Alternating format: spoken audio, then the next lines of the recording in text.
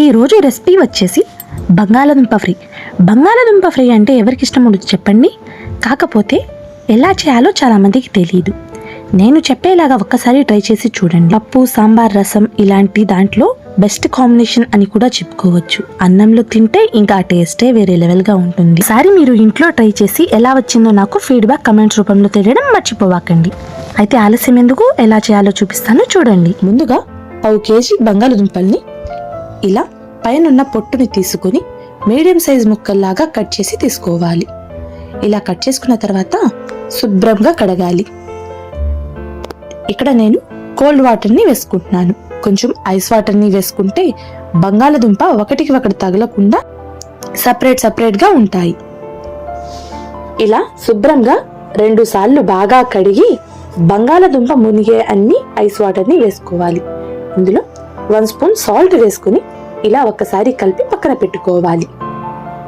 కొంచెం వెడల్పుగా ఉండే ఒక ప్యాన్ ని తీసుకొని అందులో 2 or 3 స్పూన్స్ ఆయిల్ ని వేసుకొని ముందుగానే కట్ చేసి నీళ్ళల్లో నానబెట్టుకున్న బంగాళదుంపని ఇలా నీళ్ళ నుండి సపరేట్ చేసుకోవాలి.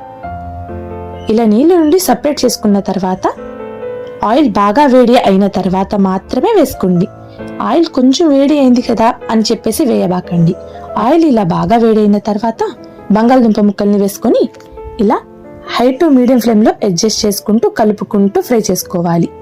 ఈ బంగాళదుంప ఫ్రై అయ్యే లోపల ఈ బంగాళదుంపకి ఇంకొంచెం టేస్ట్ పెంచడానికి ఒక కారాన్ని ప్రిపేర్ చేసుకోవాలి. ఒక మిక్సర్ జార్లో 1 స్పూన్ జీలకర్ర, 1 స్పూన్ ధనియాలు, 6 వెల్లుల్లి రెమ్మలు, 1 స్పూన్ కొబ్బరి తురుము. ఈ ప్లేస్ లో మీరు ఎండు కొబ్బరినైనా తీసుకోవచ్చు. 1 స్పూన్ కారం వేసుకొని ఇలా కొంచెం బరకగా గ్రైండ్ చేసుకోవాలి. ఆ లోపల బంగాళదుంప కూడా ఇలా ఫ్రై అయి ఉంటుంది. ఇప్పుడు ఈ బంగాళదుంపని వేరే బౌల్లో తీసుకోవాలి. అదే ప్యాన్ లో ఆ ఆయిల్లోనే 1/2 స్పూన్ జీలకర్ర, కొన్ని కరివేపాకుని కూడా వేసుకొని చిటపటలాడేంత వరకు కలుపుకుంటూ ఫ్రై చేసుకోవాలి.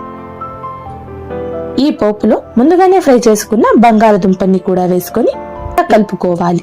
ఇలా కలుపుకున్న తర్వాత ఇందులో 1/2 స్పూన్ సాల్ట్ ని వేసుకోవాలి. సాల్ట్ ఎక్కువగా పట్టదండి, కొంచెం చూసుకొని వేసుకోండి. ఇలా సాల్ట్ కూడా బాగా కలిసిన తర్వాత 1/2 స్పూన్ పసుపు వేసుకోవాలి.